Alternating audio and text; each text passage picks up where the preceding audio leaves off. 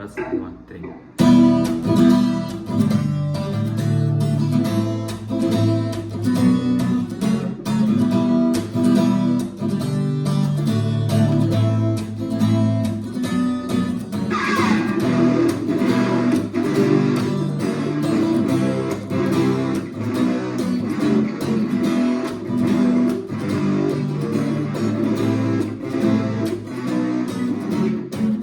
Провода, тот по рукам телефон, на все голоса говорит пока.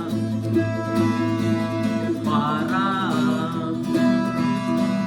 И пальто на гвозде, шарф в рукаве и перчатки в карманах шепчут: подожди до утра.